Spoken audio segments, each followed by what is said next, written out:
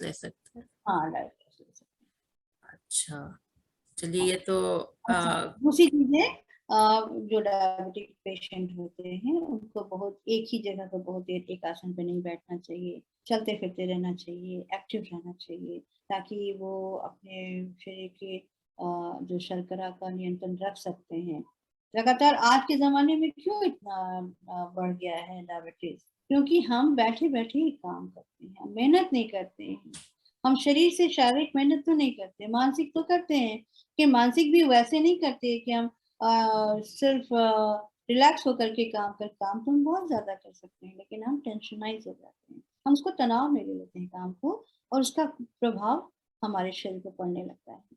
आप अगर भोजन नहीं भी करेंगी, कम करेंगी और तनाव युक्त रहेंगी, तो भी आपकी शर्करा का आपके ब्लड में, रक्त में बढ़ जाएगा, उसका उसकी मात्रा बढ़नी शुरू हो जाएगी।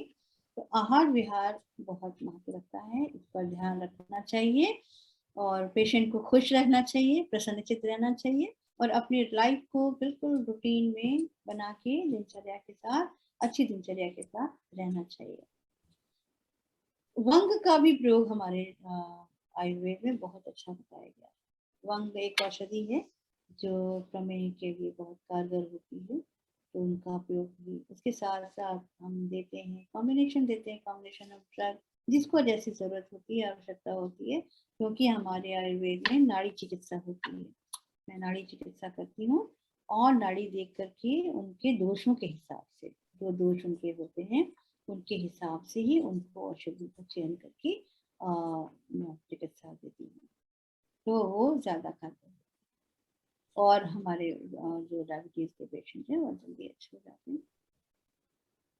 चलिए काफी अच्छा लगा डायबिटीज पे चर्चा करके। डायबिटीज के काफी चीजों के बारे में पता चला। और सवेरे आपने कहा था कि नीम का पत्ता और करेले का एक करेला पीस लें, नीम का पत्ता ले लें और उसमें हाँ, उसको नीम का पीस के पत्ता पाउडर। हो, हाँ नीम का पत्ता, बेल का पत्ता, जामुन का पत्ता, जैसे पत्र अगर लेना है तो पत्र में नीम का थोड़ा पत्र ले लिया, जामुन का पत्र ले लिया, और बेल का 3 पत्ता ले लिया, ठीक है, और उसमें आंवला भी दे दिया, अगर एक भाग आंवला दे दिया, करेला। और थोड़ा सा सूखा करेला का पाउडर भी लोग बना के रखते हैं, करेला का बीज का ना, तो उसको सुखा करके पाउडर बनाते हैं, जैसे जामुन की गिरी का पाउडर बनाते हैं।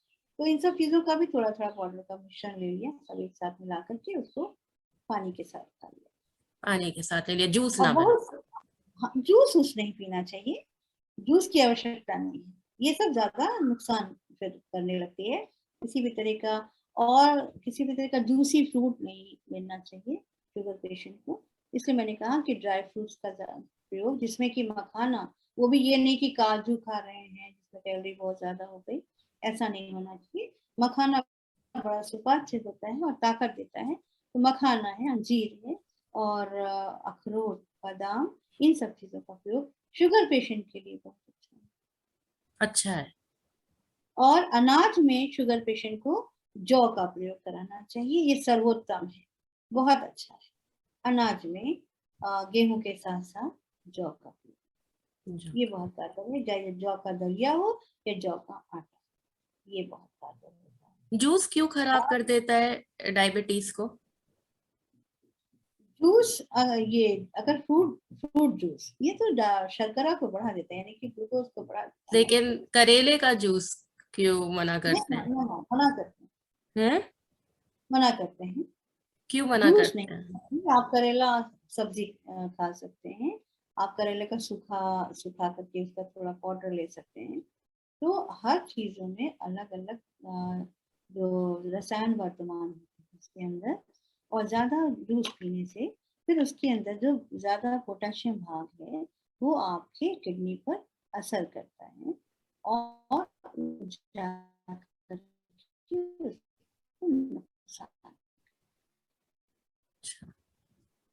तो जूस से अच्छा है कि आप उसकी सब्जी खाएं, ताकि वो लिमिटेड, पूरा पूरा करेले का जूस पी जाएंगे तो आपका डायबिटीज ठीक हो जाएगा, ऐसा भ्रम है, ऐसा नहीं करना चाहिए, पूरा क्या? ऐसा करना अच्छा नहीं है। सब्जी खा करेले नहीं का सकते? पूरा, हाँ सब्जी खा सकते हैं, कसाली चीज खाना चाहिए। मैं तो ये भी कहती हूँ कि पान का पत्ता भी कसाला होता है, तो सिर्फ पान का पत्ता भी आप रख सकते हैं मुख में, है ना, इसका प्रयोग कर सकते हैं आप। तो जैसे पान को लोग समझ नहीं पाते हैं ना कि पान पान से पान वैसे ही खाया जाता है, नहीं, पान औषधि है ना। तांबुल, तांबुल को लोग अगर ऐसे मुख में सिर्फ सीधा रखें, डायरेक्ट पान मुंह में रखें, तो ये कसाला होता है, बहुत कसाला होता है। तो पहले आप समझते होंगे कि पहले लोग पान, हमारे देवताओं को पान चढ़ाया जाता है बिना पान की पूजा नहीं होती। हाँ, लेकिन पान और पहले सुपारी, लोग पान में तंबाकू नहीं मिलाते थे। नहीं मिलाते थे, कत्था नहीं मिलाते थे, और ये सुपारी और पान ही चलता था, लौंग सुपारी पान इलायची। तो इन सब चीजों का प्रयोग आप फिर से शुरू कीजिए, सिर्फ अकेला पान, तांबुल खाइए, पान खाइए, हाँ? मुख शुद्धि भी होती है और कसाय रस जाता है, कसाला रस जाता है। लेकिन हम करते क्या है, हमने खाना खाया, उसके बाद फिर पिज्जा बर्गर और जंक फूड, फिर हाई कैलोरी डाइट, ये सारा ले लिया, टिन फूड फूड ले लिया, और आपका पैक्ड फूड ले लिया।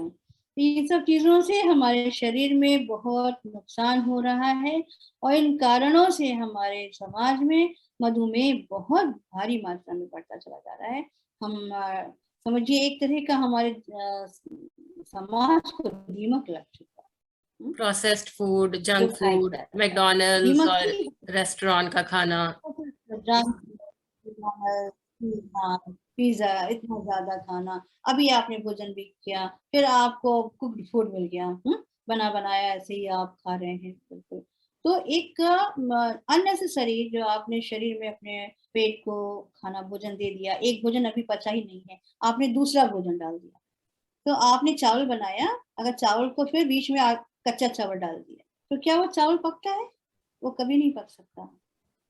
तो एक आहार पचने के बाद ही दूसरा आहार शरीर में, पेट में डालना चाहिए, ना कि हमेशा कुछ कुछ खाते रहना चाहिए, ऐसा नहीं होना चाहिए। ये सब गलत चीजें हैं जो हम अपने व्यवहार में, आचार में, विहार में अगर बदलाव नहीं लाएंगे, तो हम इसी तरीके से बहुत तेजी से इन रोगों से ग्रसित होते चले जाएंगे, और इनसे बचाव भी मुश्किल हो जाएगा। जब एक बार हो ही गया, तो फिर तो आपको जीवन भर इसको नियंत्रित करके ही रखना है।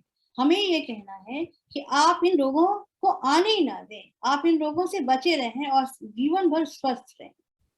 तो इस स्वस्थ रहने में हमने बताया कि आप समय समय पर शोधन करा लें, अपना शोधन कराएं, अपनी दिनचर्या, अपना आहार और विहार, अपना विचार, विचार भी बहुत जरूरी है ना, इन सबों को बैलेंस करके रखिए, तो आप अच्छे रहिएगा और स्वस्थ रहिएगा, और मधुमेह जैसी बीमारियों को दूर भगा के रखिए।